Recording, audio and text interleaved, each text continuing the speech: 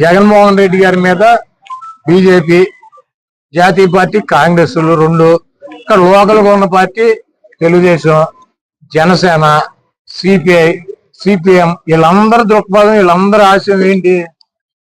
ఒక కాంగ్రెస్ పార్టీ బీజేపీతో అలయన్స్ ఉన్నటువంటి తెలుగుదేశం పార్టీని ఆవిడ గెలిపించడానికి ప్రయత్నం చేస్తానంటే ఏమనాలి ఆవిడని? ఇప్పుడు జగన్మోహన్ రెడ్డి గారిని ఓడించాలి, ఎవరిని గెలిపించాలి? షర్మిలా గారు ఏం చెబుతారు? ఎవరిని గెలిపించమంటారు? చంద్రబాబు నాయుడు గారినా బీజేపీని గెలిపించమని చెబుతారా? బీజేపీ ఎంపీలను 6 ఎంపీలు నాకు పోటీ చేసి 6 ఎంపీల్లో ఓటేసి బీజేపీని గెలిపించమని షర్మిల గారు ప్రచారం చేస్తారా? ఇప్పుడు ఆవిడ వచ్చి ఏముంటది, మణిపూర్ లో క్రైస్తవులను ఊతకోత కోసారు, జగన్మోహన్ రెడ్డి మాట్లాడలేదంటాడు. ఎక్కడ మణిపూర్, ఎక్కడ ఆంధ్రప్రదేశ్? మణిపూర్ లో క్రైస్తవుల మీద ఊతకోత కోస్తే ఎవరు మాట్లాడాల్సింది? ఎవరు? జగన్మోహన్ రెడ్డి గారు, ఈ రాష్ట్ర ఆంధ్రప్రదేశ్ ముఖ్యమంత్రి. ఈవిడ వెళ్ళిందా మణిపూర్? ఈవిడ వెళ్ళిందా? తెలంగాణనే నాది, తెలంగాణనే నేను, తెలంగాణలో తెలంగాణ తిరిగింది. ఆ రోజు మణిపూర్ గురించి ఎందుకు మాట్లాడాల? మరి ఫాస్టర్ గా ఉన్నటువంటి బ్రదర్ అనిల్ గారు వెళ్ళాడు అక్కడికి, లేకపోతే కాంగ్రెస్ పార్టీకి సంబంధించినటువంటి సోనియా గాంధీ వెళ్ళిందా? రాహుల్ గాంధీ వెళ్ళాడా? ప్రియాంక గాంధీ వెళ్ళిందా? వాళ్ళంతా ఎన్నికల ప్రచారం, ఎక్కడ ప్రచారం ఎన్నికలు ఉంటే అక్కడ ప్రచారం చేసుకున్నారు. ఇప్పుడు సిగ్గు లేకుండా అదే బీజేపీ పార్టీ ఊతకోత కోసిందనేమో ఆవిడ చెప్పుద్ది. అదే బీజేపీతో అలయన్స్ ఉన్నటువంటి క్రైస్తవులను ఊతకోత కోసినటువంటి పార్టీ అని చెప్తా మళ్ళీ ఆ బీజేపీతో ఉన్నటువంటి చంద్రబాబుని గెలిపించమని చెప్పి మా ఓట్లు చేల్చాలని చెప్పి ఆవిడ ప్రయత్నం చేస్తాంది. ఇది రాష్ట్ర ప్రజలకు అర్థం కాదా? అలాగే చంద్రబాబు నాయుడు ఏం చెప్పాడు? నరేంద్ర మోడీని ఆంధ్రప్రదేశ్ లో కాలు పెట్టినామన్నాడు, ఎన్డీఏకి మద్దతు ఉపసంహరిస్తా అన్నాడు, ముస్లింస్ మోడీ ఊతకోత కోల్చాడని చెప్పి ఎవరు చెప్పారు? ఇవన్నీ చంద్రబాబు నాయుడు కదా చెప్పింది. చంద్రబాబు నాయుడు గారు మరి ఇప్పుడు సిగ్గు లేకుండా వెళ్ళి ఎట్ట కలిసాడు బీజేపీతో?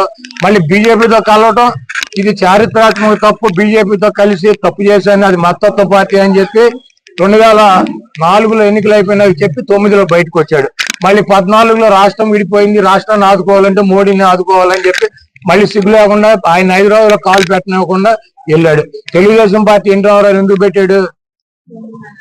ఢిల్లీలో ఈ నాయకులు, కాంగ్రెస్ నాయకులు తెలుగువాడి ఆత్మగౌరవాన్ని తాకట్టు పెట్టి వాళ్ళ కాళ్ళ దగ్గర దేవి మొహాలు వేసి కూర్చుంటున్నారని తెలుగుదేశం పార్టీ పెట్టాడు. వాళ్ళు అదే పార్టీని నడుపుతున్నటువంటి చంద్రబాబు నాయుడు ఏం చేశాడు? ఎన్నిసార్లు వెళ్ళాడు ఢిల్లీ? బీజేపీ అలయన్స్ కోసం ఎన్నిసార్లు ఢిల్లీ వెళ్ళాడు? ఎన్ని రోజులు వెయిట్ చేశాడు? మేము అక్కడ పాండిచేరి వెళ్ళి రావాలి అమిత్ షా అంటే ఈయన ఇట్లా పెట్టుకుని వెయిట్ చేస్తూ ఉంటాడు, ఆయన ఎప్పుడు వస్తాడని చెప్పి. ఈ గట్టి ఎవరు? తెలుగువాడి ఆత్మగౌరవం కోసం పెట్టినటువంటి తెలుగుదేశం పార్టీ తెలుగువాడి ఆత్మగౌరవాన్ని ఢిల్లీ వీధుల్లో తాకట్టు పెట్టలేదు. ఈ దొంగ, ఈ 420 ముఖ్యమంత్రి పదవి కోసం చంద్రబాబు సిగ్గు లేదా మాట్లాడతాకే షర్మిలా గారు బీజేపీ అలయన్స్ ఉన్నటువంటి తెలుగుదేశం పార్టీని గెలిపించాలంటది. మళ్ళీ ఆవిడే వచ్చి మణిపూర్ లో క్రైస్తవం ఊతకోత కోసారు. ఎవరు కోసారు? అక్కడ ఏ ప్రభుత్వం ఉంది? అక్కడ ఏ ప్రభుత్వం ఉంది? కేంద్రంలో ఏ ప్రభుత్వం ఉంది? ఆపాల్సిన బాధ్యత జగన్మోహన్ రెడ్డి గారికి నాకు ఉంటుందా? ఆయన క్రిస్టియన్ మిషనరీ పెట్టి క్రైస్తవుల కోసం పాటుపడేటువంటి అనిల్ అని చెబుతాడు. ఎవరు వెళ్ళి ఆపాలి? ఎవరు వెళ్ళి వాళ్ళని పరామర్శించాలి? వాళ్ళు అటువంటి పార్టీకి వీళ్ళు వెళ్ళి మద్దతు ఇస్తారు. ఇవన్నీ రాష్ట్ర ప్రజలు గమనించట్లేదా? ఈ పనికి మాలిన మాటలతో కాంగ్రెస్ పార్టీ 0.9% ఉన్న ఓటింగ్ 0.7కో 6కో వస్తుంది.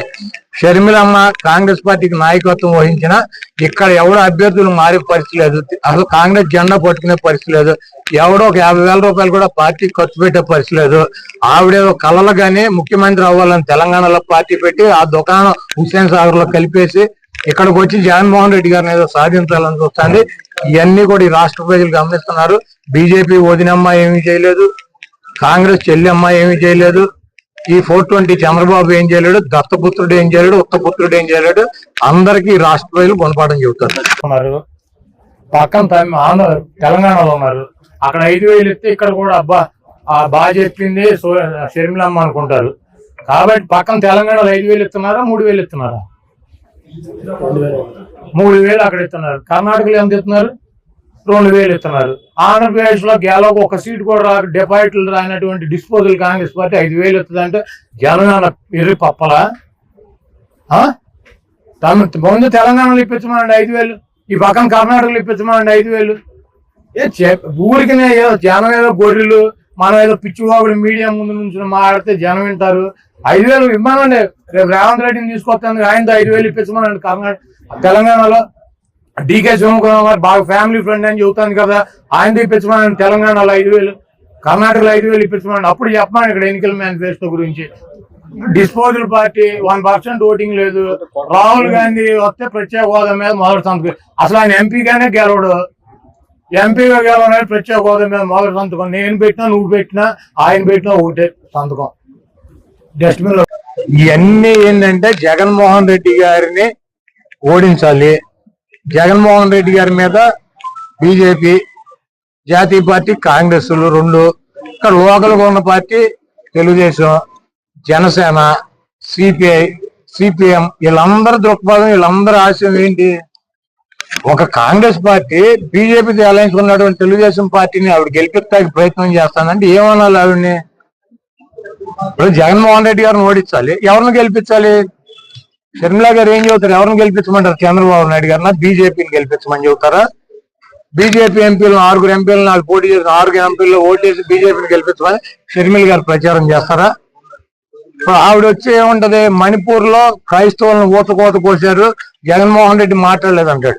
ఎక్కడ మణిపూర్, ఎక్కడ ఆంధ్రప్రదేశ్? మణిపూర్ లో క్రైస్తవుల మీద ఊతకోత కోస్తే ఎవరు మాట్లాడాల్సింది? ఎవరు? జగన్మోహన్ రెడ్డి గారు, ఈ రాష్ట్ర ఆంధ్రప్రదేశ్ ముఖ్యమంత్రి.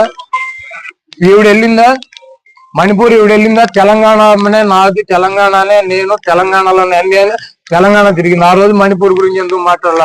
మరి ఫాస్టర్ గా ఉన్నటువంటి బ్రదర్ అనిల్ గారు వెళ్ళాడు అక్కడికి, లేకపోతే కాంగ్రెస్ పార్టీకి సంబంధించినటువంటి సోనియా గాంధీ వెళ్ళిందా?